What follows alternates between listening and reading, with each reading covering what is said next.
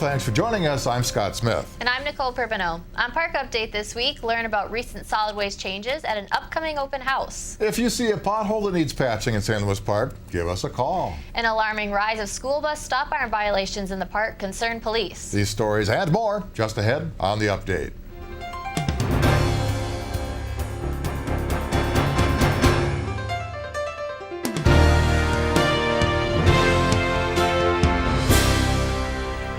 Due to the increase of school bus stop arm violations, the St. Louis Park Police Department would like to reiterate the laws and safety tips related to school bus safety. According to Lieutenant Chad Crayenbrink, the St. Louis Park Police Department received 63 complaints of school bus stop arm violations in 2013. This is approximately a 73% increase from 2012, when there were only 17 complaints received. Crayenbrink noted the police department was able to issue citations for the majority of the complaints in 2013. Motorists need to be reminded that this is a serious violation with the potential for devastating consequences. Public education is the key to making our community safer for students, bus drivers, and motorists. Motorists must stop at least 20 feet from a school bus that is displaying red flashing lights and/or its stop arm extended when approaching from the rear and from the opposite direction on undivided roads. For the full list of school bus safety tips, see page 4 of the 2014 Spring-Summer Park Perspective newsletter.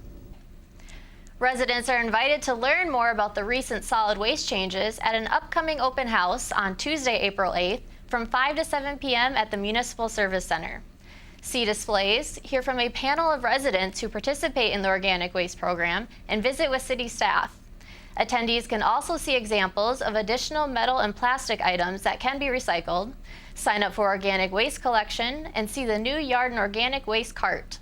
No need to RSVP, just show up and bring your questions.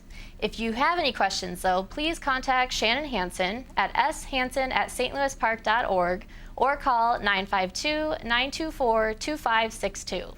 As we reported last fall on Park Update, Knollwood Mall is getting a facelift this year. The mall's owner, Rose Properties, is removing the interior of the mall and turning storefronts outward. New, smaller box retailers, similar in size to Old Navy, will replace the existing interior mall. Developers are also reworking the parking lots so there's improved traffic flow, safer pedestrian navigation, more green space, public art, patios, and bicycle parking. The renovation should be completed in time for the holiday shopping season later this year. There's still time to purchase rain barrels, compost bins, and kitchen pails at a discounted price. The city has partnered with the Recycling Association of Minnesota to offer these products at a lower amount. You must pre-order online through the RAM website, recycleminnesota.org.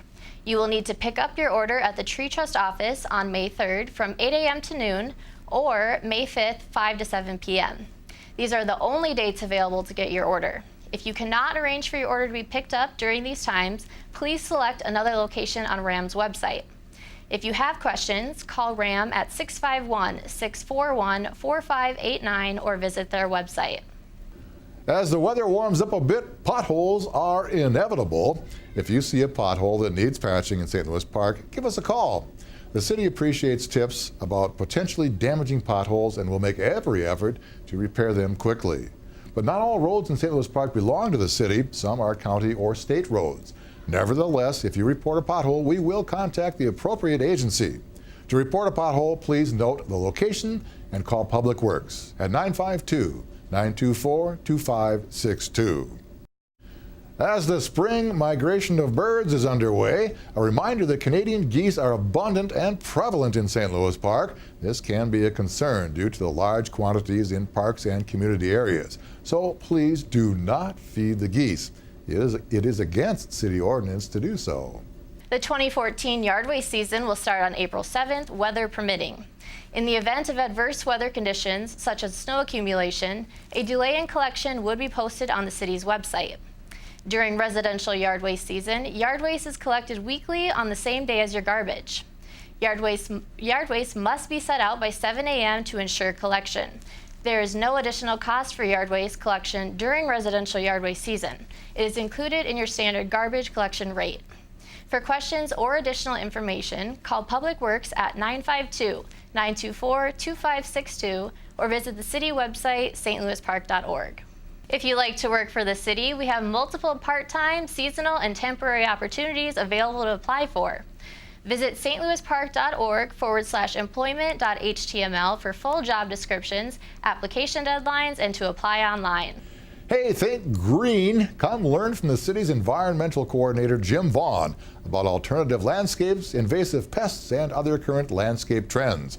Find out how you can enhance and sustain a wildlife and insect-friendly yard and garden. The Spring Landscape Workshop is on Tuesday, March 25th from 7 to 8:30 p.m. in City Council chambers. The workshop is free. Just ahead, Nicole has events for the young and young at heart on Generation.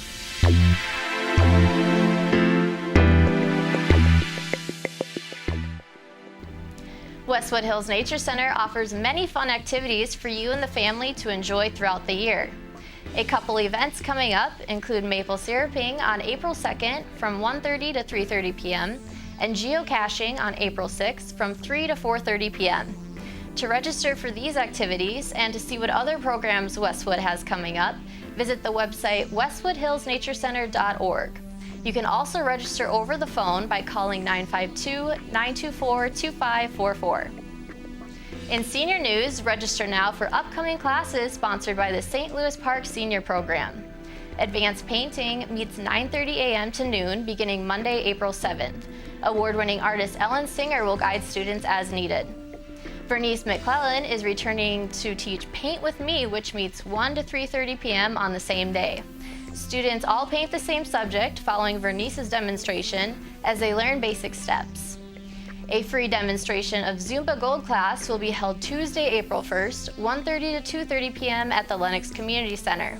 An 8-week session Zumba class begins Tuesday, April 8th, and the award-winning 8-week class, A Matter of Balance, begins Thursday, April 10th, 10 a.m. to noon. For more information and to register, please call 952-928-6444. This week's Children First developmental asset. 48% of young people have empathy, sensitivity, and friendship-making skills. When a teen has a conflict with a friend, offer to role-play some possible responses to help them think through the next steps.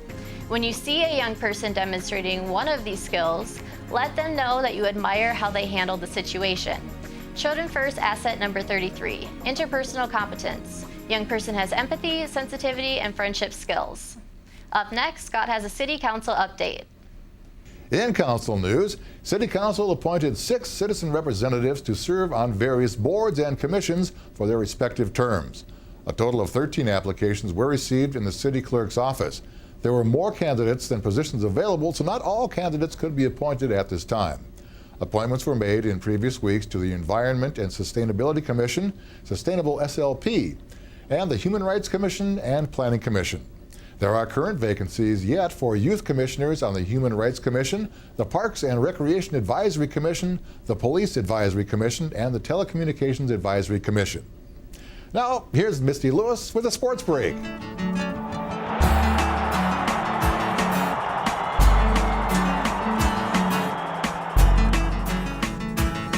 Michelle Beadle, ESPN's co-host on The Sports Nation, accepted a prom date from St. Louis Park's Jack Jablonski, who was paralyzed in 2011 after a sports accident during a high school hockey game.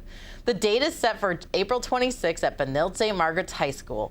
Jablonski first asked Beadle to be on his weekly hockey segment on sports radio station 105 The Ticket, which he does Wednesdays at 5:15 p.m. That is when he surprisingly asked her to the prom. Specifically, Jabby said, "I'd formally like to invite you to the prom." Beadle replied, "Seriously, I would love that." Spring sports are scheduled to kick off the first week of April, weather permitting. Boys baseball varsity opener is on Saturday, April 5th, an away doubleheader versus Minneapolis South and Robbinsdale Armstrong High School. Boys varsity golf tees off Tuesday, April 15th at Majestic Golf Course. Girls varsity golf on Wednesday, April 16th. Girls varsity lacrosse opens Friday, April 11th, 7 p.m. Park versus Shakopee at St. Louis Park High School Stadium.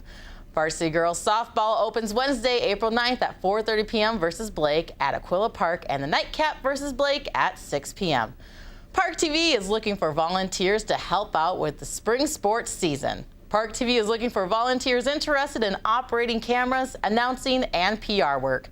No previous experience is necessary. If you are interested in volunteering, please call Jamie Zwilling at 952-924-2632 or email Jamie at jzwilling@stlouispark.org.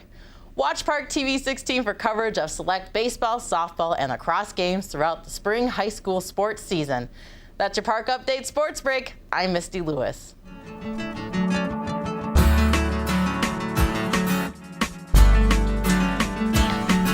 Well, that's it for this week's Park Update. Thank you for watching. We'll see you again next week. Until then, be sure you take some time to get out and experience life in the park.